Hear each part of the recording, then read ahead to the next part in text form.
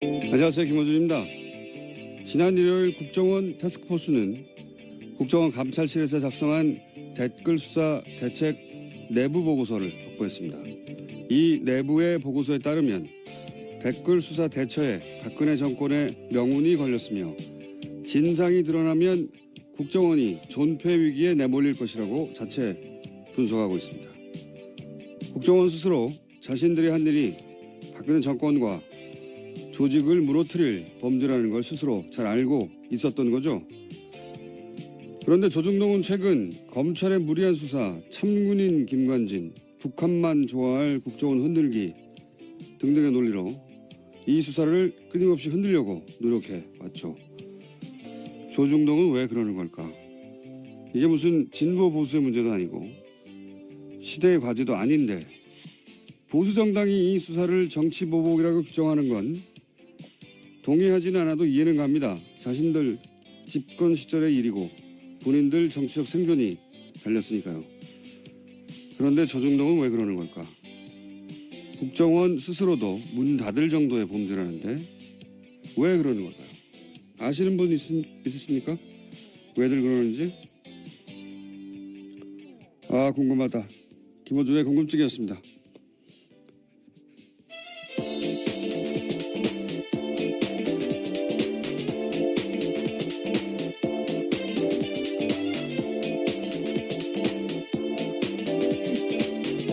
시사인의 김은지입니다. 안 궁금하세요? 네, 궁금하다는 말씀이 너무 진심인 것 같아서요. 옆에서 네. 웃었습니다. 아, 궁금해요, 저는. 예. 왜 이러는 걸까? 본인들이 정권을 직접 운영했다고 생각하는 걸까요? 참. 이게 무슨 자기들의 생존과 직접 연결된 것도 아닌데요. 예. 아, 궁금해요. 아시는 분 있으면은 저희들한테 문자 좀 보내주십시오. 왜냐하면은 본인들도 생각해보면 어렵다고 하는 그 언론고시 도 통과하고 우리나라의 제일 큰 매체사 아닙니까? 거기 들어가서 왜 그런 수준 낮은 주장을 뒷받침하기 위해서 자기 이름을 쓰는 건지. 예를 들어서 전직 국정원장 뭐 구속하면 김정은이 좋아한다. 굉장히 허접한 논리거든요. 아, 참. 그 말을 듣고 누군가 와 정말 그렇구나. 전직 국정원장들 구속하면 안 되겠구나. 말이 됩니까? 야, 이해하고 싶은데 이해가 저는 안 돼가지고. 자, 전직 국정원장 구속 얘기 또 해볼까요? 네, 관련해서 계속해서 기사가 나오고 있는데요. 구속영장이 기각된 이병호 전 국정원장이 있습니다. 관련해서 법원의 영장실질심사에서 어떤 이야기를 했었는지가 좀 자세히 나오는데 채널A 보도에 따르면 이 전 원장은 국정원 특갈비 상납에 대해서 박근혜 전 대통령과 독대와 전화통화를 했다고 하면서요. 여기서 박근혜 전 대통령이 하던 대로 하세요라고 지시를 듣고 돈을 건넸다라고 주장하고 있다고 합니다. 그 법조인들은 이게 이제 실질 심사에 맞춘 전략이었던 게 아니겠는가. 검찰 조사에서 이런 말 안 하다가 실질 심사하는 중에 이제 이런 말들을 쏟아낸 거거든요. 예. 일종의 폭탄 발언을 했다라고 해당 보도는 보도하고 있습니다. 폭탄 발언까지는 아니고 그냥 어쨌든 검찰 조사에서 했을 법한 이야기를 안 하고 있다가 실질 심사에서 해서 그 명분으로 그 이유로 풀려난 게 아니겠는가 이런 분석도 있는데 이건 이제 법적인 분석인 것이고 검찰 내부에서는 뭐 또 다른 분위기가 있다고 또 보도도 나와요. 이게 우병우 전 수석과 관련된 게 아니냐. 네, 오늘 아침 한겨레 신문이 그렇게 예. 보도하고 있습니다. 그런 의구심도 있다고 하는데 왜냐하면 이제 우병우 전 수석하고 근무기간이 똑같고 단순히 똑같은 게 아니라 우병우 전 수석과 이런 식으로 조금이라도 연관이 있으면 이때까지 우병우 전 수석 관련된 관련 영장들 구속영장뿐만이 아니라 뭐 통신영장 사실은 수사의 첫 발인데 누구랑 통화했는지를 알아야 될 거 아닙니까? 관계자들을 파악하기 위해서. 근데 이 통화 기록을 확인하려고 하는 그 영장도 다 기각됐었거든요. 예. 우병우 전 수석은. 네, 뿐만 아니라 최근에는 우병우 전 수석의 처가인 삼남개발 압수수색을 하려고 했는데 이 압수수색 영장 또한 또 다시 기각됐다라고 합니다. 그러니까요. 직접 구속영장뿐만 아니라 관련 영장 중에 발급된 게 거의 없다. 우병우 전 수석만은 우병우 전 수석인데요. 이게 개인의 힘이 아니고 제가 보기에는 우병우 전 수석을 털게 되면 주변에 다친 사람이 많나 보다. 여전히 살아있는. 그렇게 의구심을 가진 분들이 있죠. 예, 그렇게 의구심을 가져도 이상하지 않을 정도의 많은 영장들이 최근까지도 계속. 이 통신영장 같은 경우는 이제 우병우 전 수석이 관두고 나서 1년밖에 이제 보관 안 한다고 하잖아요. 관두고 나서 그 이후 통화 기록들을 다 확인할 수가 없죠. 네, 이제. 이미 10월 말이 지났기 때문에 관련된 네. 통화 기록은 영구하게 볼 수 없다라는 게 검찰 관계자의 발언인데요. 참 이상한 일입니다. 네. 자, 어쨌든 이병우 전 국정원장이 입을 연 것은 영장 실질심사에 들어가서 입을 열었다. 예, 이게 법조인들은 이게 전략이었지 않느냐 하는데 검찰의 분위기는 다르다. 뭐 그런 얘기고요. 예, 다음 순요. 네, 계속해서 국정원 특활비 관련된 소식 전해드리면요. 검찰은 국정원의 특활비 사용처 등이 기재된 회계장부를 확보했다라고 합니다. 이 가운데 이병기 전 원장 시절 장부에는 최경환 1억 원이라고 적혀 있는데요. 이 전 원장 쪽은 2014년 10월 달에 1억 원을 최경환 의원한테 전달했다라는 자수서를 검찰에 제출했다라고 합니다. 최경환 의원은 이제 본인은 받지 않았다고 주장하고요. 심지어 할복 자살까지 운운하면서 자신의 무죄를 주장하고 있습니다. 할복 자살 방지를 위해서 신병을 확보해야 한다고. 네, 정의당이 그런 논평을 냈었는데요. 인권 측면에서의 논평이죠. 예. 재밌는 논평이었어요. 아마 배달 사고 뭐 이런 걸 주장하겠죠. 본인은 받은 적이 없다고까지 할 것 같고. 그리고 이제 여기서 40억 원 정도를 출연한 것이고 그거 말고 추가 30억 원이 더 있다는 거 아닙니까? 지금? 네, 장부가 확보됐기 때문에 그와 관련된 수사도 계속 진행 중이라고 합니다. 그러니까 이제 박근혜 전 대통령이 받았다는 40억 말고 30억이 또 비는데 이 40억에 대해서는 국정원장 3명 모두 박근혜 전 대통령이 달라고 줬다는 거고 이 30억에 대해서는 동시에 3명 다 함구하고 있어요. 예. 그렇다는 얘기는 40억은 박근혜 전 대통령한테 책임을 넘기면 된다고 생각하는 거고 이 30억은 국정원장 본인들의 책임하에 뭔가 쓰여진 돈이다 이렇게 추정할 수는 있죠. 예. 30억이 더 있습니다. 예. 다음 뉴스는요. 네, 뿐만 아니라 박근혜 정부뿐만 아니라요. 이명박 정부 당시에도 특수활동비가 청와대에 상납된 사실에 대해서 오늘 아침에 한국일보가 보도했는데요. 이명박 정부 시절 민간인 불법 사찰을 폭로했던 장진수 전 주무관의 또 다른 폭로입니다. 자신이 2009년 7월 달에 국무총리실 공직윤리지원관실에서 처음 출근했는데 이때 특수활동비를 청와대에 상납해달라라는 요청을 받았다라는 겁니다. 그래서 실제로 1년 동안 꼬박꼬박 상납했다라고 합니다. 장진수 전 주무관 오랜만에 이름 듣네요. 예. 이게 이제 벌써 8년 전입니까? 9년 전입니까? 그때 일이라. 네, 2009년. 예. 그때 일이라 기억이 가물가물하실 텐데 이분이 누구냐면 이명박 정부 하에 국무총리실에서 민간인을 사찰했다라고 폭로했던 분이죠. 폭로했던 분인데 그때 첫 번째 사찰 대상이 언론이었어요. 이분의 폭로에 따르면 이 국무총리실 그러니까 국정원하고 별개로 혹은 뭐 청와대하고 별개로 청와대 지시로 국무총리실 산하에 소위 이 사찰 기구를 만들어 놓고 당시가 이제 집권 3개월 만에 촛불 집회가 났잖아요. 그래서 촛불 집회 사과 발언하고 나서 한 달 후에 사찰 조직을 만들어서 맨 먼저 청와대 지시에서 했던 일이 언론사 기자들을 다 사찰하고 그리고 나서 이제 뭐 YTN이 방송국 간부들하고 와장창 교체했죠. 예. 그때 그 사찰을 폭로했던 분입니다. 근데 이분의 최근 폭로는 국무총리실에서도 국정원 말고 국무총리실에서도 청와대에 상납을 했다. 뭐 특활비를. 심지어 그 돈으로 아예 고용되어 있지도 않은 전직 경찰관한테 월급을 줬다라는 건데요. 그런 불법적인 사찰 업무에도 돈이 다 쓰였다라는 사실을 폭로하고 있습니다. 정식 고용하지 않고 사찰 용도로 누군가를 쓰고 그 급여를 이 돈으로 줬다 뭐 이런 거죠. 예. 네. 이명박 정부 내에서도 이제 특활비 관련 내용들이 더 나오겠네요 앞으로. 예. 네, 굉장히 구체적으로 진술하고 있어서요. 돈을 얼마를 어떻게 줬는지 방법까지 또 자세하게 이야기하고 있기 때문에 이 부분 또한 들여다볼 수밖에 없을 것 같습니다. 본인이 전달했다니까요. 뭐 정확하게 기억하겠죠. 자, 다음 뉴스는요. 네, 2008년 특검 당시 다스 비자금 문제 처리에서 이명박 전 대통령이 개입했다라는 의혹을 제기한 다스 관계자가 모습을 드러냈습니다. 다스 당시 경리팀장이었던 최동영 씨인데요. 실명으로 JTBC와 인터뷰를 했습니다. 2008년 BBK 의혹을 수사했던 정호연 특검 당시에 대한 이야기를 한 건데요. 당시에 이명박 전 대통령이 다스의 실제 주인이라고 생각했지만 그렇게 말하지 못했다라는 겁니다. 또 뿐만 아니라 당시에 이명박 전 대통령에게 다스 경영 보고서를 따로 보냈다라는 사실도 이야기했습니다. 이건 말이죠.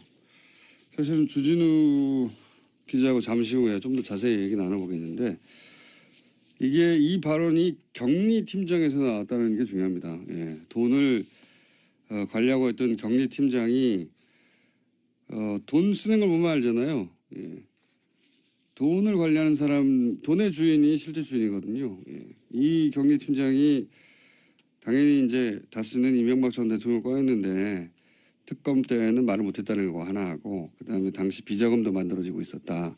네, 손익에 짜맞춰서 해마다 비자금 의심되는 수십억 원 돈 사라졌다라면서요. 자기도 몰랐다라는 겁니다. 경리팀장인데도요. 그리고 또 한 가지는 이제 이명박 전 대통령에게 연말이면 다스 경영 보고서를 따로 올렸다 이 얘기도 있고 예. 저희가 한 2달 반 동안 얘기했던 거하고 맥이 닿는 이야기인데 대통령이 된 이후로도 사실 다스와 관련된 보고가 계속 올라갔다고 주식이 한 푼도 없으면서 한 장도 하나도 없으면서 그런 얘기를 하는 주진 기자 해왔는데 예. 이제 다스 내부에 제보자라고 부를 수 있겠네요. 이제 실명까지 거론하는 경리팀장 최동영 씨가 다스는 이명박 전 대통령 거다. 근거는 이러이러하다. 라고 주장하고 있습니다. 머지않은 것 같아요. 예. 빙산의 절반은 나왔고 나머지 절반은 빠른 속도로 올라오지 않을까. 예. 다스는 누구 겁니까? 이제 그 답이 나오지 않을까 싶습니다. 다음 뉴스는요.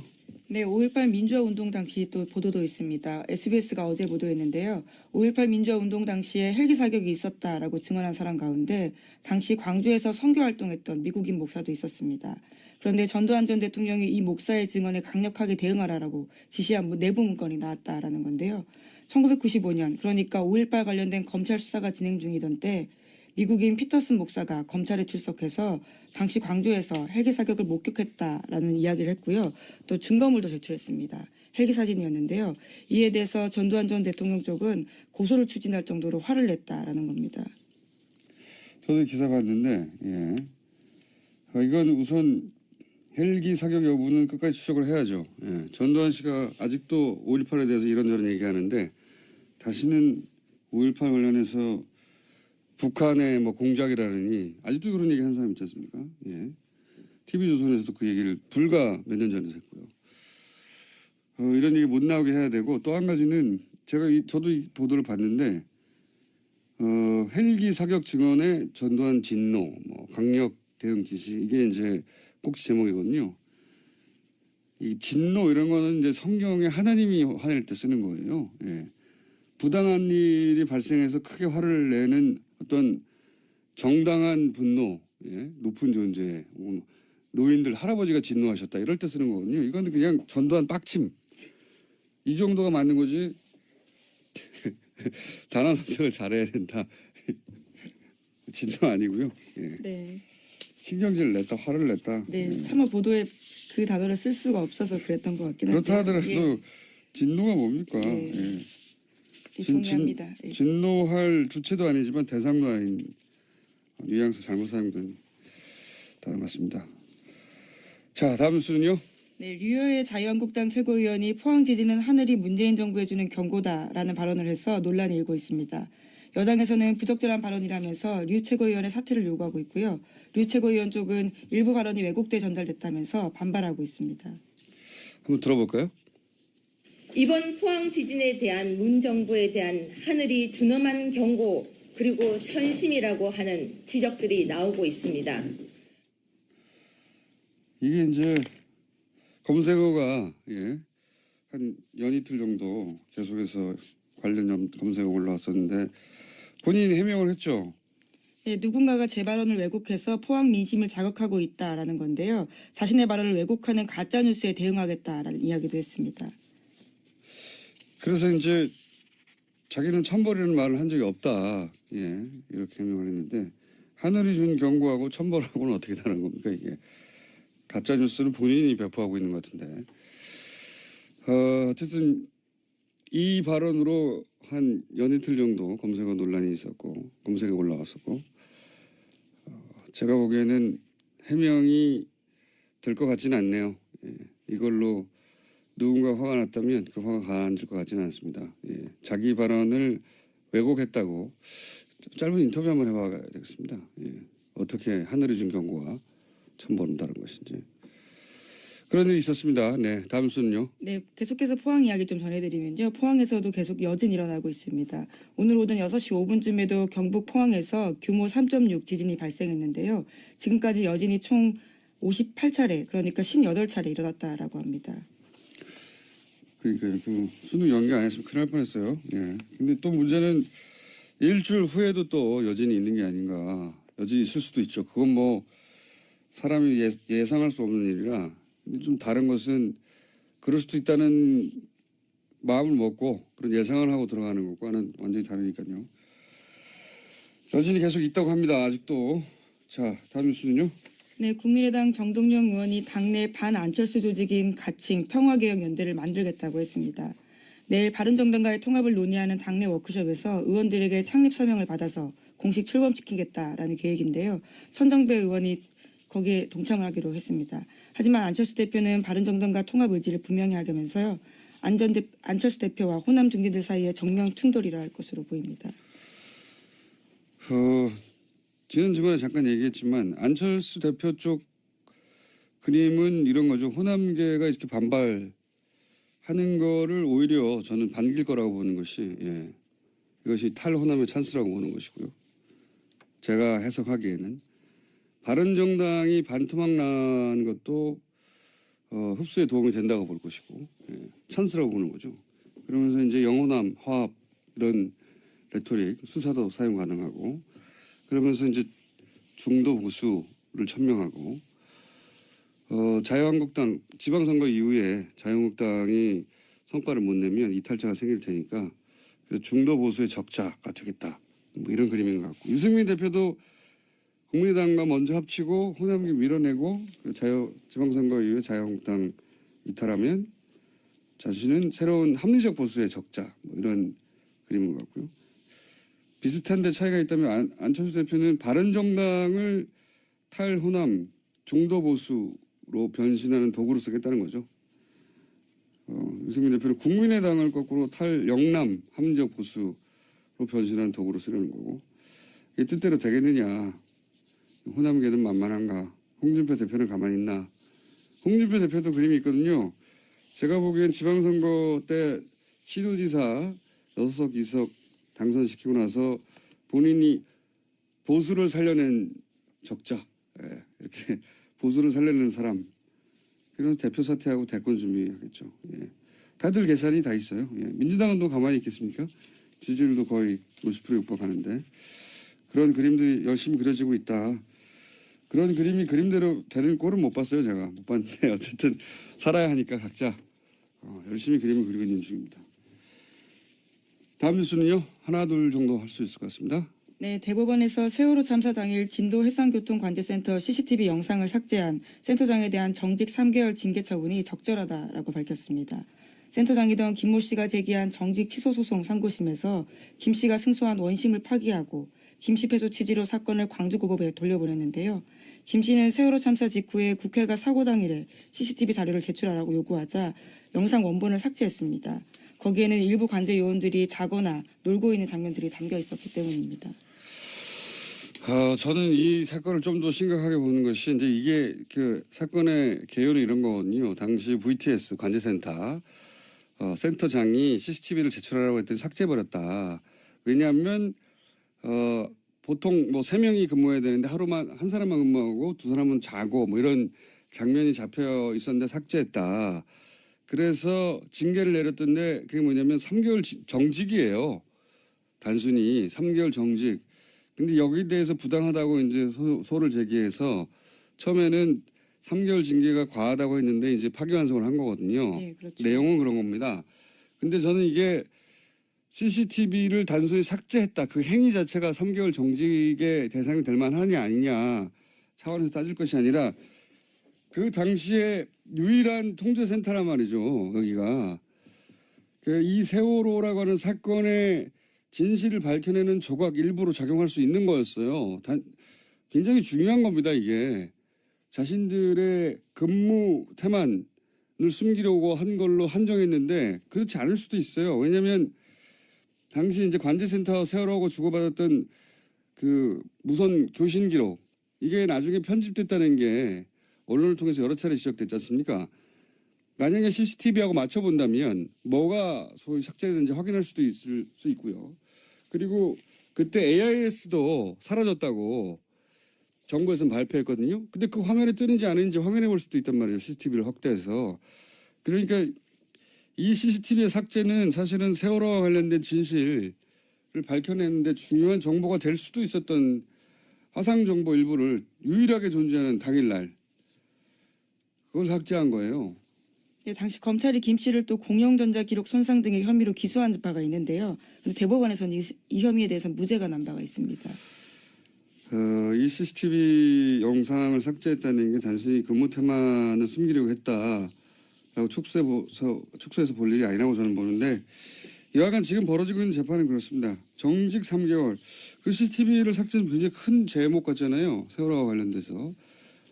진실 일부를 파악할 수도 있을지도 몰랐을 CCTV를 삭제했다고 하는 건데 지금 다투고 있는 건 그 삭제한 당사자 징계 여부입니다. 예, 징계 3개월 여부를 다투고 있습니다.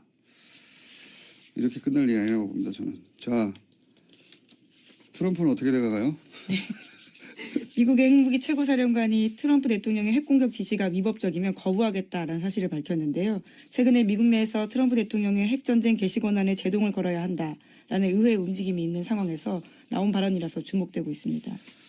그러니까요. 예, 저희가 지속해서 조금씩 전해드리지만 트럼프 대통령이 미국 내에서 특히 정치권에서 대우를 못 받습니다. 요즘 대우를 못 받을 뿐만 아니라 대통령 권한 자체를 제약해야 한다는 청문회가 있었습니다. 예, 말만 하는 게 아니라 실제 청문회도 있고 그렇습니다. 상황이 그렇다. 트럼프 뉴스는 재미있는 뉴스이기 때문에 저희가 계속 관련 뉴스가 나오면 전해드리겠습니다. 여기까지 하겠습니다. 시사인의 김은지였습니다. 감사합니다.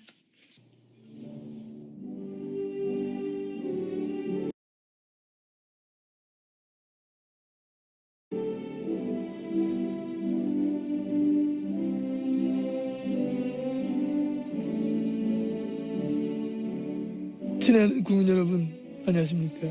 여러분의 귀염둥이 MB 인사 올리겠습니다. 국민 여러분 저 잘 갔다 왔습니다.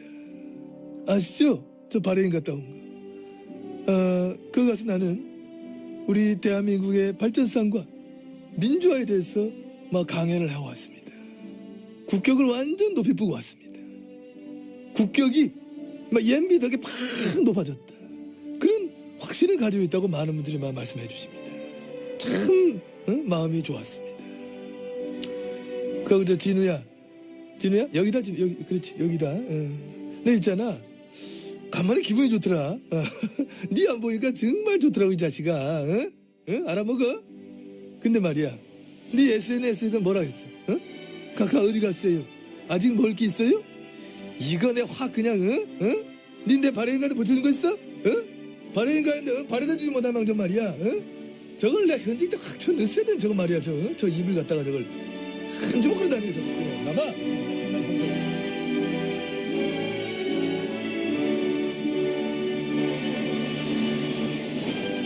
자, 잠시 쉬었던 다스는 누구 겁니까 프로젝트 시사인의 주준우 기자. 안녕하십니까. 이제는 뭐 일주일에 2번씩 나오는 안원구 전 대구지방국세청장님 나오셨습니다. 예, 안녕하십니까. 네. 요즘 JTBC가 자꾸 특종을 빵빵 터뜨리고 있어요. 네. 특종인데 사실 저희가 2달 전쯤에 했던 이야기, 실명을 밝히지 않고 했던 이야기를 이제 JTBC는 실명 그렇습니다. 예를 들어서 다스 전 경리팀장 최동영 팀장 실명 인터뷰가 나왔어요. 여기 보면은 그때 저희가 했던 얘기하고 맥이 닿는 이야기. 대통령 이후로도 연말에 경영보고서를 따로 이명박 전 대통령에게 보고했다. 이런 얘기를 했거든요. 안가에서 했다. 예. 근데 어디서 했다는 얘기는 이 JTBC 보도에는 없었는데 이거 안가에서 했다는 거잖아요. 이게. 네, 저희가 안가에서 네. 이분이 그분입니다. 네, 네. 그렇습니다. 저희는 이름을 안 밝혔는데 여기는 이름을 밝혀버려가지고 네. 여기는 신빙성이 확 올라가고 아니, 그게 아니라 김어준이 해서 그렇죠. 그것도 있고 2달 전에는 실명을 밝힐 수 없는 상황이었거든요. 아니 밝힐 수도 있었는데요. 밝힐 수 있었는데 저희는 밝히지 않았습니다. 아니 2달 전하고 지금하고는 좀 분위기가 달라요. 그렇죠. 그때는 다스 얘기를 꺼냈을 때 아직도 사람들이 이제 반신반의한 분들이 있었고 아니 그분은 용기를 내주셨어요. 네. 그리고 여러 얘기를 하고 더 많은 내용이 있는데 사실 친인척간이고요. 그리고 총 4명 중에 1명이라고요? 친인척간이고 그리고 그분과 그분 주변 분들이 아직도 MB 가까운 데서 생활 터전을 읽으면서 또 생업에 뭐 종사하고 어쨌든 있어서 본인의 실명이 밝혀지면 곤란한 처지가 될 수도 2개월, 네. 3개월 전에는 분명히 그랬는데 지금은 이제 점점점 예. 상황이 바뀌어가면서 본인이 용기를 내신 것 같아요. 직접 네. 인터뷰. 용기 있는 분이십니다. 예, 용기를 내셔가지고 저희가 했던 얘기입니다. 이게 그러니까 안가에 가서도 당선 이후에 보고를 받는다. 네. 안가에서 예. 이명박 대통령이 그 보고를 받는 특징이 뭐냐면요. 정면으로 얼굴을 안 봐요. 아 그래요? 네, 이렇게 쭈르륵 3명이 앉아 있으면 예. 얼굴을 안 보고 다른 데를 쳐다보고 있어요. 다른 데를 쳐다보고 있다가 그래. 그리고 정확한 멘트를 안 하시고 정확한 그 지시를 안 하고 그래 네가 해봐. 네가 가서 해봐. 저는 그게 이제 그 잠재의식 어딘가에 이게 잘못하면 걸리면 문제가 될 수 있다는 죄의식 같은 거나 죄의식은 없는 것 같은데 걸리면 내가 그때 무슨 말을 했는지 나올 수가 있으니 이게 항상 머릿속에 있는 게 아닐까. 많은 사람들이 그렇게 얘기하더라고요. 네. 명확한 지시를 하지 않는다. 네, 그런 것도 있고요. 또 한편으로는 이분은 같이 이게 수행하는 사람들하고 겸상을 안 하시잖아요. 그렇죠. 겸상을 안 하시고 이게 좀 차이가 있다. 다른 사람이다. 이런 생각을 꼭 하시는 것 같아요. 이 이명박 대통령이 전에 그 재벌가 그러니까 현대가에서 머슴으로 살았다는 얘기를 몇 번 하면서 자기가 가지고 있는 그런 의식적 괴리 뭐 이런 것 때문에 그렇지 않을까 또 좀 생각해 봅니다. 하여튼 뭐 보고받았을 때 디테일 설명을 받았다는 얘기를 하는 거죠. 네. 어떻게 그 보고를 했냐 그러면 정면을 보지 않고 옆을 쳐다보고 이렇게 얘기했다고. 그분 스타일이십니다. 자, 그리고 또 이 최동영 전 팀장에 따르면은 정호영 특검이 굉장히 수상합니다. 뭐 수상하다는 얘기는 여러 차례 해왔는데 여기서 이제 언론이 이미 보도된 것만 얘기하자면 우선 비자금을 찾아냈는데 그게 문제가 안 되게 회사로 돌려넣고 장부를 잘 처리해라. 예. 라는 식의 이제 처리 방법을 알려주고 그러자 이명박 전 대통령이 이걸 실제 그런 식으로 처리했다는 거 아닙니까? 예. 비자금 돌려줬다. 그 이동영 씨가 그 일을 했다는 것이고요. 2008년 2월달 이야기죠. 예. 그 당시 이동영 씨는 이제 이상은 씨의 예. 아들. 이명박 대통령 형의 아들, 최대 주주죠 현재. 최대 주주의 아들이 그때 가서야 다스에 들어갑니다. 이 일을 하러. 그래서 이분이 그 당시에 이 처리를 하는데 관여를 하고 그때 이명박 씨가 다스에 가서 일을 하라고 그래서 그때부터 일을 시작했다는 분인데요. 여기서 디테일이 조금 다른 부분이 있는데요. 뭐 최동영 씨가 다르다는 게 아니라 비자금은 많았어요. 그때 정호영 특검에서 발견된 비자금 덩어리가 한 서너 개 있었는데 그 중에 하나를 처리한 게 이 120억이고요. 100억 원대 비자금은 또 따로 있었다. 사라졌어요. 이미 해서 먹었어요. 이미 해서 먹은 100억 원대가 하나가 있고요. 그 이후에 그 찾아낸 그 또 저희가 그 얘기했던 외환은행에서 찾은 100억 원 수표 한 장. 네. 그래, 그 얘기했었죠. 경주 외환은행 지난 시간에 그렇게 얘기했어요. 비자금 덩어리가 몇 군데 수표로 100억원짜리 하나 자기 네네. 앞수표를 찾아갔다. 그러니까 이 120억짜리 그리고 100억대 사라진 비자금 그리고 100억 생긴 거. 그 다음에 2000 그 정호영 특검이 수사를 하다가 근데 요 세 덩어리를 당시 정호연 특검이 알고 있었죠. 이미 알고 있었다. 알고 있었는데 덮었습니다. 이거 그중에 말고 이제 다스로 돌아간 120억만 얘기하고 있는데 그 외에 더 있었다. 더 있습니다. 더 있습니다. 네. 기자분들이 이 부분에 대해서 좀 취재에 나서 주셔야 됩니다. 2010년도에 그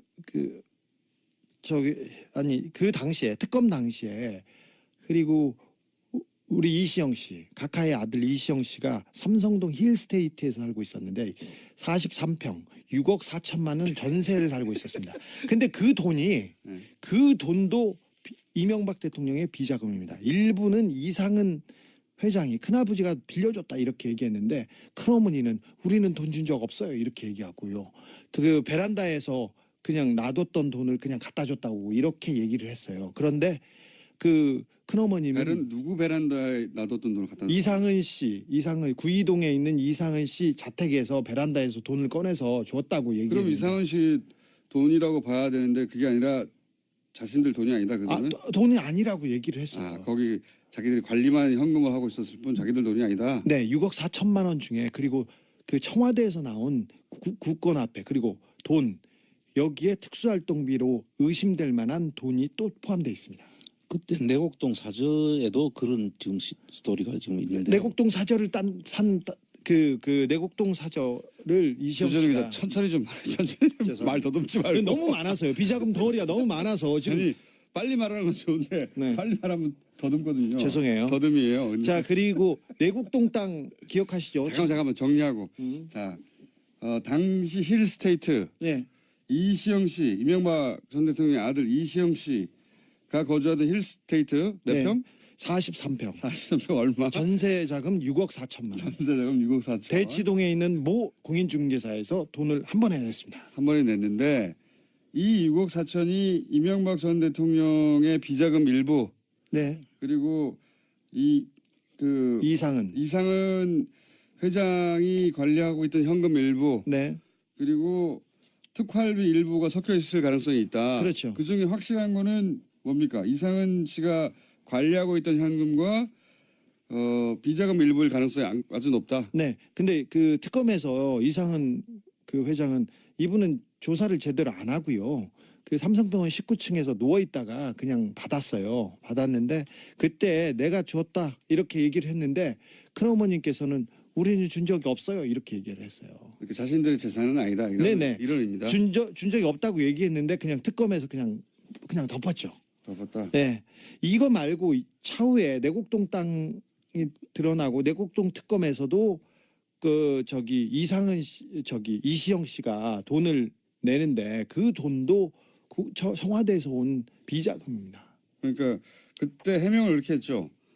내곡동 사저 생각나시죠? 다들 예. 특검도 한번 했는데 거기서 뭐 다 털어줬지만 이때도 이상은 씨로부터 돈을 받았다 빌려서 이 땅값을 냈다라고 했는데 그때 이 돈의 출처에 대한 이야기가 많이 있었어요. 네. 근데 여기에 이 청와대 특활비 일부가 들어간 게 아니냐? 네, 그렇습니다. 이상은 씨가 관리하고 있던 비자금과 네. 2008년에 이시영 씨가 재산 등록 신청을 했어요. 네. 근데 그때 이시영 씨가 가지고 있던 돈은 3,852만 원이 전체예요. 근데 이명박 대통령과 김윤옥 여사도 재산 신고를 하지 않습니까? 근데 그 재산에서는 돈이 한 푼도 변화하지 않았고 이시영 씨한테 갔다고 신고하지도 않았어요. 그러니까 이거는 다 비자금입니다. 그래서 이상은 씨한테 빌렸다고 한 거 그때 아니에요? 그랬습니다. 설명을. 네. 그런데 정호영 특검이나 그 특검에서는 그 내역을 다 쳐다봤겠죠. 그런데 이 비자금 덩어리가 지금 벌써 나온 비자금 덩어리가 세계회와 힐스테이트 여기에서도 두 덩어리 정도 다른 데서 돈이 왔기 때문에 몇 덩어리가 보이는데 이거에 대해서는 특검은 전혀 그 문제 제기하지 않고 덮었죠. 당시 정호연 특검은 지금은 그때 소위 출처가 밝혀지지 않은 비자금에 관한 얘기를 하고 있는 거고요. 예. 네. 이제 주정일 기자의 이야기는 그 지금 계속 거론되는 120억 말고 덩어리가 큰 게 두 개 더 있었다. 네. 그리고 그 외에도 그 이시영 씨, 이명박 대통령의 아들이 구입이 아니라 이제 살기 위해서 전세금을 지출한다든가 혹은 뭐 내곡동 땅 사저를 구입한다든가 할 때 사용됐던 돈들도 비자금 플러스 특활비의 가능성도 있다 이런 얘기고요. 그 얘기도 그 좀 외에 특검이 또 털어준 게 있잖아요. 좀 많습니다. 지금 그 당시에 2008년 2월 달인데요. 그 검찰에서 두 번 그 도곡동 땅 수사를 하고 2008년 7년 12월 달에 또 그 BBK 수사를 해서 또 BBK 수사를 결론을 내주지 않습니까? 도곡동 땅에 대해서는 제3자. 그렇죠. 제3자. 도곡동 땅은 제3자다. BBK는 이명박 씨는 관련 없다. 네. 이렇게 해주고 잠깐만 제3자는 무슨 의미냐면 제3자는 이명박이라는 의미였죠. 그런데 원래 도곡동 땅은 이상은 씨와 김재정 씨 그러니까 처남과 형의 땅이라고 주장하고 있었거든요. 예, 등기부상이 그래 돼 있어요. 예, 그런데 이상은 씨 게 아니고 검찰이 처음 이제 수사 발표할 때는 제3자다. 네. 그러니까 주장과 다르게 형 게 아니다. 제3자다. 이게 이제 이명박 전 대통령을 의미하는 거였거든요. 그때는. 그렇죠. 네. 예. 등기상의 명의가 그 사람들로 돼 있었는데 그 자체를 아니다고 했으니까 그 제3자를 밝히면 됐었던 거죠. 그렇죠. 그런데 그때만 해도 그 박근혜 씨와 이명박 씨가 첨예하게 이제 경쟁 관계 당내에서 경쟁 그때는 관계. 대통령이 아닐 때고 그러니까 대통령이 아닐 때는 이명박 전 대통령을 의미하는 제3자 땅이 맞다고 했다가 맞는 것 같다고 했다가 검찰이 대통령이 당선되자 바꾸죠 이게. 그렇죠. 특검을 통해서. 그래서 두 사람 눈치를 보다가 그렇게 결론을 내고 그다음에 좀 더 대담해지는 것이 BBK 수사죠. 예. BBK 수사 결과는 대통령이 그 선거를 한 보름 앞둔 시점에 발표를 하거든요. 그 보름 앞선 시점에 이명박 대통령이 당선될 것으로 거의 다 예측이 됐던 상황이기 때문에 지지율 극차 컸으니까요. 예, 이미 서류라든지 이런 것들이 검찰에서 다 발견하고도 이미 BBK는 이명박 씨와는 관련이 없다라고 결론을 내주는 게 BBK 수사 결과입니다. 그때 이제 무슨 발표들을 했냐면 뭐 검찰 혹은 특검이 처음에는 제3자라고 했다가 나중에 도곡동 땅은 이명박 전 대통령 땅이 아니다. 그건 특검은 그 다음이죠. 대통령이 되고 난 다음에. 되고 난 다음에 특검이 털어준 거예요. 그 특검이 털어준 거는 여러 개 있습니다. 예. 도곡동 땅도 아니다. 그 제3자의 것이 아니라 이명박 그 사람들 것이 맞다. 예. BBK도 BBK도 아니다. 관계 없다. 다스도 아니다.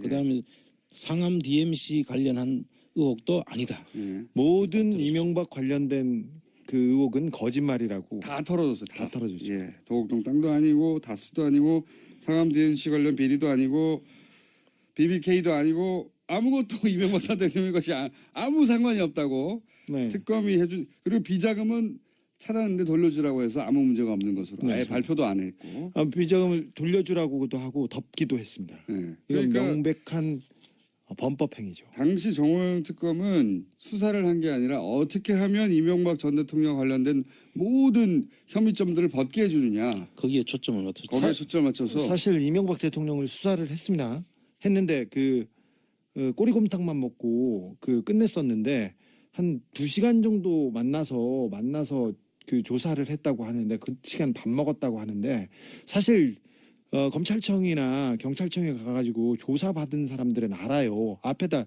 성명, 주소, 이름 그리고 뭐 얼마나 버냐 이런 거 종교 이런 거 물어보지 않습니까? 그러면 1시간이 지나가요. 맨날 아니, 일단 밥 먹는데 1시간 하고요. 밥을 먹었다면 네. 밥 먹으면서 얘기하면 1시간. 밥 먹고 나서 조사를 했다고 치죠. 앞에 신상명세 적고 그럼 끝나는 겁니다. 시간은. 근데 1시간 40분이니까 조서를 다 가지고 가서 이렇게 하겠습니다. 대충 이런 식이었을 거예요. 그때 그 조사에 나갔던 이상인 특검보는 이분이 이명박과 이상은을 직접 조사한 분이신데요. 이분이 그 특검 끝나자마자 영포빌딩 서초동 영포빌딩에 공짜로 입주하잖아요. 공짜로는 모르겠습니다만 바로 입주해가지고 이명박 대통령 일을 본 것으로 그리고 이명박 대통령과 관련된 뭐 그 재판도 있었으니까 그런 걸 도왔다는 의혹이 있어요. 자, 그래서 이제 저희는 그런 의혹들 BBK 얘기도 쭉 해왔고 그리고 다스 누구나 얘기도 쭉 해왔는데 이런 얘기를 하면서 최근에 알게 된 사실은 이 다스의 소유권 이거 복잡하고 계속 주목하고 있으니까 소유권을 이시영 씨 아들에게 넘겨주려고 하고 있는 게 아닌가 하는 정황들이 막 곳곳에서 나오고 있잖아요. 요즘. 예. 근데 이명박 전 대통령 해외 계좌를 추적하다가 해외에서도 이 다스 소유권을 넘기려고 하는 정황 일부를 네. 주진우 기자가 포착을 합니다. 미국 수사기관에서 다스와 관련된 수상한 돈 흐름을 포착해서 정식적으로 수사에 나섰습니다. 지난번에 저희가 말씀드렸었는데 이게 뭐냐면요. 다스에서 돈 거래가 자꾸 있어요. 미국 엘라바마하고 그리고 달러 거래가 저기 싱가포르나 중국 그다음에 저기 캄보디아 베트남도 약간 의심하고 있는데 이게 뭐냐면은 들여다보면은 돈을 거래하고 돈을 빼돌리고 하는데 이게 이시영 씨한테 이 회사를 넘기려고 하는 그리고 이시영 씨 관련된 회사에 돈을 넘기려고 하는 돈 거래의 정황들이었어요.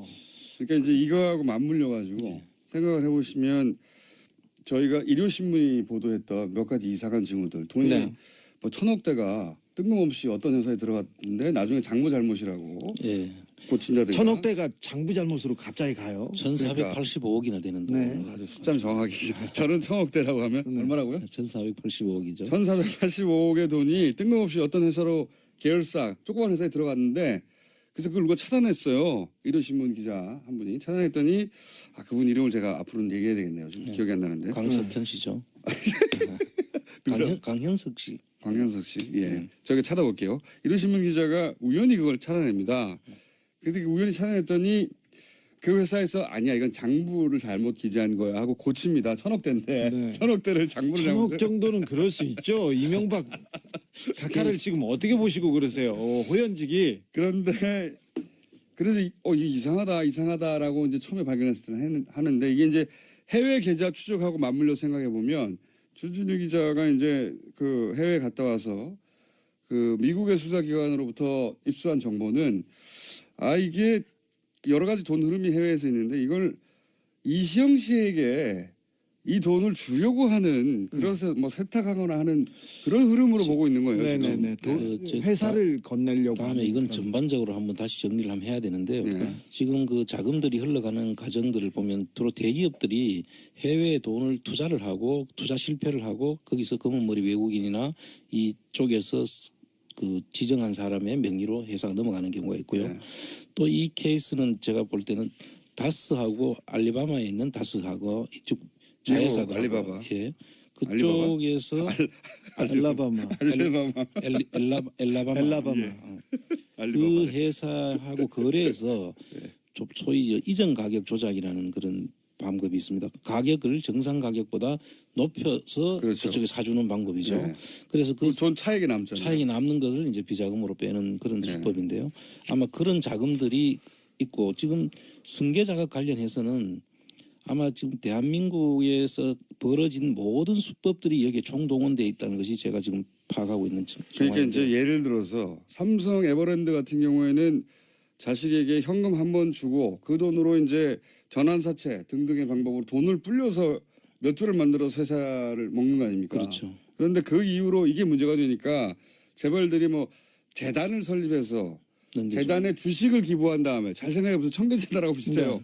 모든 게 예. 맞습니다. 이명박 각하께서는 모든 걸 하셨어요. 그러니까 할 수 있는 모든 방법이 네. 동원됐다는 게 재단을 설립해서 주식을 기부한 후에 그 재단 소유권만 나중에 자녀한테 준다든가. 네. 그러면 재단을 통해서 이제 주식을 가지는 거죠. 또 이 청계재단도 처음에는 이런 의도가 아니었을까 의심을 하는 거고요.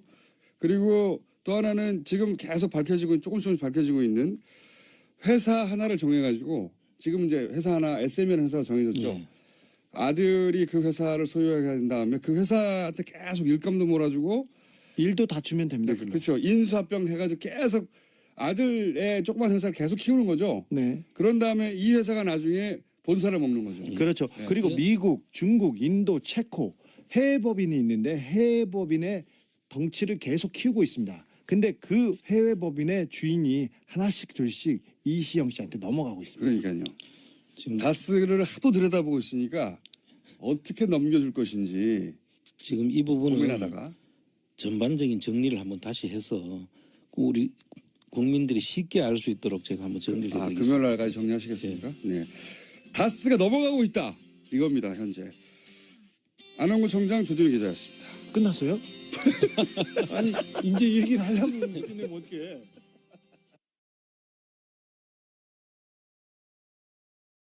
안녕하세요. 김호준입니다. 지난 일요일 국정원 태스크포스는 국정원 감찰실에서 작성한 댓글 수사 대책 내부 보고서를 확보했습니다. 이 내부의 보고서에 따르면 댓글 수사 대처에 박근혜 정권의 명운이 걸렸으며 진상이 드러나면 국정원이 존폐 위기에 내몰릴 것이라고 자체 분석하고 있습니다. 국정원 스스로 자신들이 한 일이 박근혜 정권과 조직을 무너뜨릴 범죄라는 걸 스스로 잘 알고 있었던 거죠.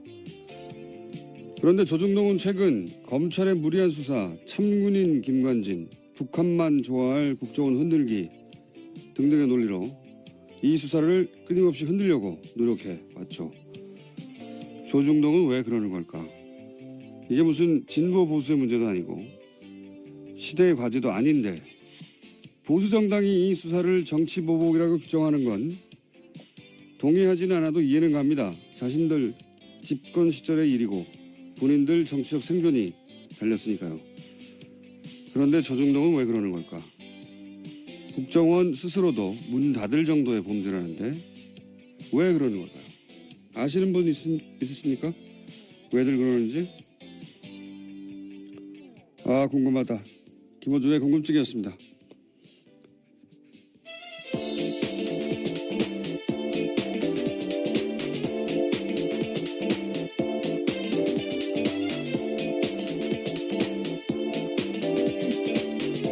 시사인의 김은지입니다.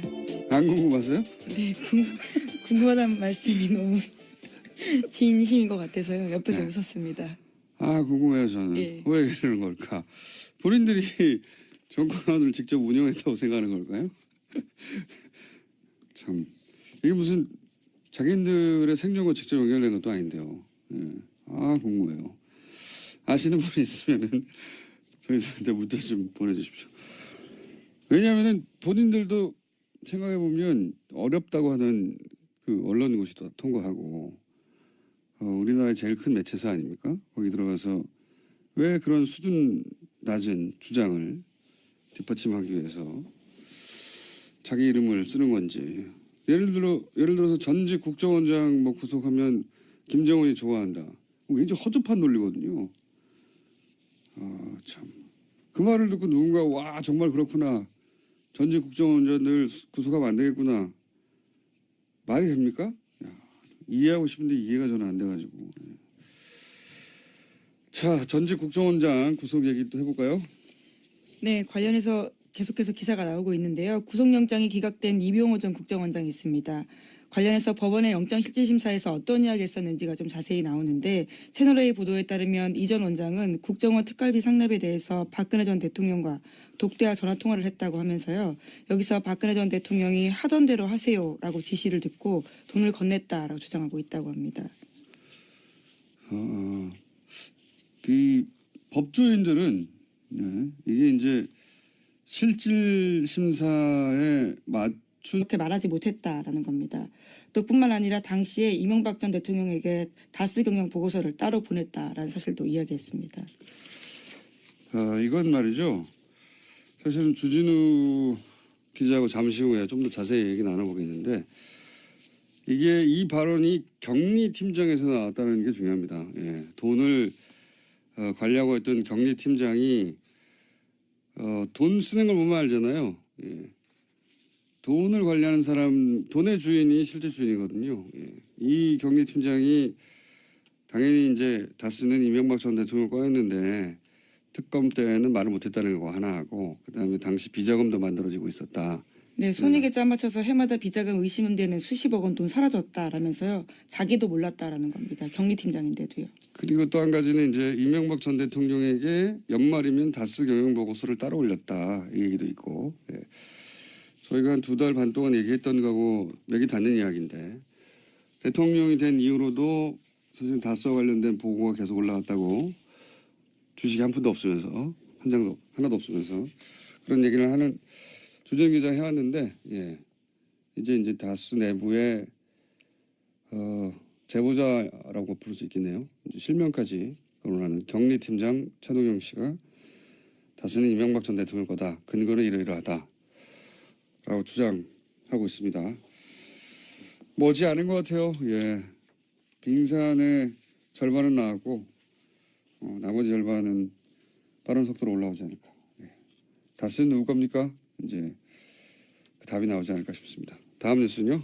네, 5.18 민주화 운동 당시 또 보도도 있습니다. SBS가 어제 보도했는데요. 5.18 민주화 운동 당시에 헬기 사격이 있었다라고 증언한 사람 가운데 당시 광주에서 선교 활동했던 미국인 목사도 있었습니다. 그런데 전두환 전 대통령이 이 목사의 증언에 강력하게 대응하라라고 지시한 내부 문건이 나왔다라는 건데요. 1995년, 그러니까 5.18 관련된 검찰 수사가 진행 중이던 때 미국인 피터슨 목사가 검찰에 출석해서 당시 광주에서 헬기 사격을 목격했다라는 이야기를 했고요. 또 증거물도 제출했습니다. 헬기 사진이었는데요. 이에 대해서 전두환 전 대통령 쪽은 고소를 추진할 정도로 화를 냈다라는 겁니다. 저도 기사 봤는데 이건 우선 헬기 사격 여부는 끝까지 추적을 해야죠. 예. 전두환 씨가 아직도 5.18에 대해서 이런저런 얘기하는데 다시는 5.18 관련해서 북한의 뭐 공작이라느니 아직도 그런 얘기 하는 사람 있지 않습니까? 예. TV조선에서도 그 얘기를 불과 몇 년 전에 했고요. 이런 얘기 못 나오게 해야 되고 또 한 가지는 저도 이 보도를 봤는데 헬기 사격 증언에 전두환 진노, 강력 대응 지시 이게 이제 꼭지 제목이거든요. 이 진노 이런 거는 이제 성경에 하나님이 화낼 때 쓰는 거예요. 예. 부당한 일이 발생해서 크게 화를 내는 어떤 정당한 분노, 예? 높은 존재, 노인들 할아버지가 진노하셨다 이럴 때 쓰는 거거든요. 이건 그냥 전두환 빡침 이 정도가 맞는 거지. 단어 선택을 잘해야 된다. 진노 아니고요. 예. 네. 신경질을 냈다, 화를 냈다. 네, 예. 참아 있다는 거 아닙니까 지금? 네, 장부가 확보됐기 때문에 그와 관련된 수사도 계속 진행 중이라고 합니다. 그러니까 이제 박근혜 전 대통령이 받았다는 40억 말고 30억이 또 비는데 이 40억에 대해서는 국정원장 3명 모두 박근혜 전 대통령이 달라고 줬다는 거고 이 30억에 대해서는 동시에 3명 다 함구하고 있어요. 예. 그렇다는 얘기는 40억은 박근혜 전 대통령한테 책임을 넘기면 된다고 생각하는 거고 이 30억은 국정원장 본인들의 책임하에 뭔가 쓰여진 돈이다 이렇게 추정할 수는 있죠. 예. 30억이 더 있습니다. 예. 다음 뉴스는요. 네, 뿐만 아니라 박근혜 정부뿐만 아니라요. 이명박 정부 당시에도 특수활동비가 청와대에 상납된 사실에 대해서 오늘 아침에 한국일보가 보도했는데요. 이명박 정부 시절 민간인 불법 사찰을 폭로했던 장진수 전 주무관의 또 다른 폭로입니다.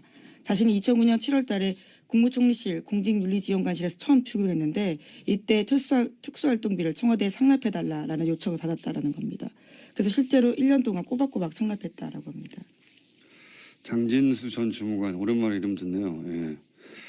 이게 이제 벌써 8년 전입니까? 9년 전입니까? 그때 일이라. 네, 2009년. 예. 그때 일이라 기억이 가물가물하실 텐데 이분이 누구냐면 이명박 정부 하에 국무총리실에서 민간인을 사찰했다라고 폭로했던 분이죠. 폭로했던 분인데 그때 첫 번째 사찰 대상이 언론이었어요. 이분의 폭로에 따르면 이 국무총리실 그러니까 국정원하고 별개로 혹은 뭐 청와대하고 별개로 청와대 지시로 국무총리실 산하에 소위 사찰 기구를 만들어 놓고 당시가 이제 집권 3개월 만에 촛불 집회가 났잖아요. 그래서 촛불 집회 사과 발언하고 나서 한 달 후에 사찰 조직을 만들어서 맨 먼저 청와대 지시에서 했던 일이 언론사 기자들을 다 사찰하고 그리고 나서 이제 뭐 YTN이 방송국 간부들하고 와장창 교체했죠. 예. 그때 그 사찰을 폭로했던 분입니다. 근데 이분의 최근 폭로는 국무총리실에서도 국정원 말고 국무총리실에서도 청와대에 상납을 했다. 뭐 특활비를. 심지어 그 돈으로 아예 고용되어 있지도 않은 전직 경찰관한테 월급을 줬다라는 건데요. 그런 불법적인 사찰 업무에도 돈이 다 쓰였다라는 사실을 폭로하고 있습니다. 정식 고용하지 않고 사찰 용도로 누군가를 쓰고 그 급여를 이 돈으로 줬다 뭐 이런 거죠. 예. 네. 이명박 정부 내에서도 이제 특활비 관련 내용들이 더 나오겠네요 앞으로. 예. 네, 굉장히 구체적으로 진술하고 있어서요. 돈을 얼마를 어떻게 줬는지 방법까지 또 자세하게 이야기하고 있기 때문에 이 부분 또한 들여다볼 수밖에 없을 것 같습니다. 본인이 전달했다니까요. 뭐 정확하게 기억하겠죠. 자, 다음 뉴스는요. 네, 2008년 특검 당시 다스 비자금 문제 처리에서 이명박 전 대통령이 개입했다라는 의혹을 제기한 다스 관계자가 모습을 드러냈습니다. 다스 당시 경리팀장이었던 최동영 씨인데요. 실명으로 JTBC와 인터뷰를 했습니다. 2008년 BBK 의혹을 수사했던 정호연 특검 당시에 대한 이야기를 한 건데요. 당시에 이명박 전 대통령이 다스의 실제 주인이라고 생각했지만 그래도 그 단어를 쓸 수가 없어서 그랬던 것 같긴 한데요. 그렇다 하더라도 진노가 뭡니까? 예. 예. 예, 동의합니다. 예. 진노할 주체도 아니지만 대상도 아닌 뉘앙스 잘못 사용된 단어 같습니다. 자, 다음 뉴스는요. 네, 류여의 자유한국당 최고위원이 포항 지진은 하늘이 문재인 정부에 주는 경고다라는 발언을 해서 논란이 일고 있습니다. 여당에서는 부적절한 발언이라면서 류 최고위원의 사퇴를 요구하고 있고요. 류 최고위원 쪽은 일부 발언이 왜곡돼 전달됐다면서 반발하고 있습니다. 한번 들어볼까요? 이번 포항 지진에 대한 문 정부에 대한 하늘이 준엄한 경고 그리고 천심이라고 하는 지적들이 나오고 있습니다. 이게 이제 검색어가 한 연이틀 정도 계속해서 관련 검색어 올라왔었는데 본인이 해명을 했죠. 네, 누군가가 제 발언을 왜곡해서 포항 민심을 자극하고 있다라는 건데요. 자신의 발언을 왜곡하는 가짜 뉴스에 대응하겠다라는 이야기도 했습니다. 그래서 이제 자기는 천벌이라는 말을 한 적이 없다. 이렇게 해명을 했는데 하늘이 준 경고하고 천벌하고는 어떻게 다른 겁니까 이게. 가짜 뉴스는 본인이 배포하고 있는 것 같은데. 어쨌든 이 발언으로 한 연이틀 정도 검색어 논란이 있었고 검색에 올라왔었고 제가 보기에는 해명이 될 것 같지는 않네요. 이걸로 누군가 화가 났다면 그 화가 가라앉을 것 같지는 않습니다. 자기 발언을 왜곡했다고 짧은 인터뷰 한번 해봐야 되겠습니다. 어떻게 하늘이 준 경고와 천벌은 다른 것인지. 그런 일이 있었습니다. 네, 다음 뉴스는요. 네, 계속해서 포항 이야기 좀 전해드리면요. 포항에서도 계속 여진 일어나고 있습니다. 오늘 오전 6시 5분쯤에도 경북 포항에서 규모 3.6 지진이 발생했는데요. 지금까지 여진이 총 58차례, 그러니까 58차례 일어났다라고 합니다. 그러니까 그 수능 연기 안 했으면 큰일 날 뻔했어요. 근데 또 문제는 일주일 후에도 또 여진이 있는 게 아닌가. 여진이 있을 수도 있죠. 그건 뭐 사람이 예상할 수 없는 일이라. 근데 좀 다른 것은 그럴 수도 있다는 마음을 먹고 그런 예상을 하고 들어가는 것과는 완전히 다르니까요. 여진이 계속 있다고 합니다. 아직도. 자, 다음 뉴스는요. 네, 국민의당 정동영 의원이 당내 반안철수 조직인 가칭 평화개혁연대를 만들겠다고 했습니다. 내일 바른정당과의 통합을 논의하는 당내 워크숍에서 의원들에게 창립 서명을 받아서 공식 출범시키겠다라는 계획인데요. 천정배 의원이 거기에 동참을 하기로 했습니다. 하지만 안철수 대표는 바른정당과 통합 의지를 분명히 하면서요. 안철수 대표와 호남 중진들 사이에 정면 충돌이 일어날 것으로 보입니다. 지난주간에 잠깐 얘기했지만 안철수 대표 쪽 그림은 이런 거죠. 호남계가 이렇게 반발하는 거를 오히려 저는 반길 거라고 보는 것이 이것이 탈호남의 찬스라고 보는 것이고요. 제가 해석하기에는 바른정당이 반토막 난 것도 흡수에 도움이 된다고 볼 것이고 찬스라고 보는 거죠. 그러면서 이제 영호남, 화합 이런 레토릭, 수사도 사용 가능하고 그러면서 이제 중도 보수를 천명하고 전략이었던 게 아니겠는가. 검찰 수사에서는 이런 말 안 하다가 실질심사하는 중에 이제 이런 말들을 쏟아낸 거거든요. 일종의 폭탄 발언을 했다라고 해당 보도는 보도하고 있습니다. 폭탄 발언까지는 아니고 그냥 어쨌든 검찰 조사에서 했을 법한 이야기를 안 하고 있다가 실질심사에서 해서 그 명분으로 그 이유로 풀려난 게 아니겠는가 이런 분석도 있는데 이건 이제 법적인 분석인 것이고 검찰 내부에서는 뭐 또 다른 분위기가 있다고 또 보도도 나와요. 이게 우병우 전 수석과 관련된 게 아니냐. 네, 오늘 아침 한겨레 신문이 그렇게 보도하고 있습니다. 그런 의구심도 있다고 하는데 왜냐하면 이제 우병우 전 수석하고 근무기간이 똑같고 단순히 똑같은 게 아니라 우병우 전 수석과 이런 식으로 조금이라도 연관이 있으면 이때까지 우병우 전 수석 관련된 관련 영장들, 구속영장뿐만이 아니라 뭐 통신영장, 사실은 수사의 첫 발인데 누구랑 통화했는지를 알아야 될 거 아닙니까? 관계자들을 파악하기 위해서. 근데 이 통화 기록을 확인하려고 하는 그 영장도 다 기각됐었거든요. 우병우 전 수석은. 네, 뿐만 아니라 최근에는 우병우 전 수석의 처가인 삼남개발 압수수색을 하려고 했는데 이 압수수색 영장 또한 또 다시 기각됐다라고 합니다. 그러니까요. 직접 구속영장뿐만 아니라 관련 영장 중에 발급된 게 거의 없다. 우병우 전 수석만은 우병우 전 수석인데요. 이게 개인의 힘이 아니고 제가 보기에는 우병우 전 수석을 털게 되면 주변에 다친 사람이 많나 보다. 여전히 살아있는. 그렇게 의구심을 가진 분들이 있죠. 그렇게 의구심을 가져도 이상하지 않을 정도의 많은 영장들이 최근까지도 계속. 이 통신영장 같은 경우는 이제 우병우 전 수석이 그 관두고 나서 1년밖에 이제 보관 안 한다고 하잖아요. 관두고 나서 그 이후 통화 기록들을 다 확인할 수가 없죠. 네, 이제. 이미 10월 말이 지났기 때문에 관련된 네. 통화 기록은 영구하게 볼 수 없다라는 게 검찰 관계자의 발언인데요. 참 이상한 일입니다. 네. 자, 어쨌든 이병우 전 국정원장이 입을 연 것은 영장 실질심사에 들어가서 입을 열었다. 이게 법조인들은 이게 전략이었지 않느냐 하는데 검찰의 분위기는 다르다. 뭐 그런 얘기고요. 다음 순요. 네, 계속해서 국정원 특활비 관련된 소식 전해드리면요. 검찰은 국정원의 특활비 사용처 등이 기재된 회계장부를 확보했다라고 합니다. 이 가운데 이병기 전 원장 시절 장부에는 최경환 1억 원이라고 적혀 있는데요.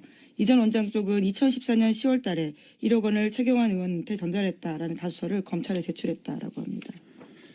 최경환 의원은 이제 본인 받지 않았다고 주장하고요. 심지어 할복 자살까지 운운하면서 자신의 무죄를 주장하고 있습니다. 할복 자살 방지를 위해서 신병을 확보해야 한다고. 네, 정의당이 그런 논평을 냈었는데요. 인권 측면에서의 논평이죠. 재밌는 논평이었어요. 아마 배달 사고 뭐 이런 걸 주장하겠죠. 본인은 받은 적이 없다고까지 할 것 같고. 그리고 이제 여기서 40억 원 정도를 출연한 것이고 그거 말고 추가 30억 원이 더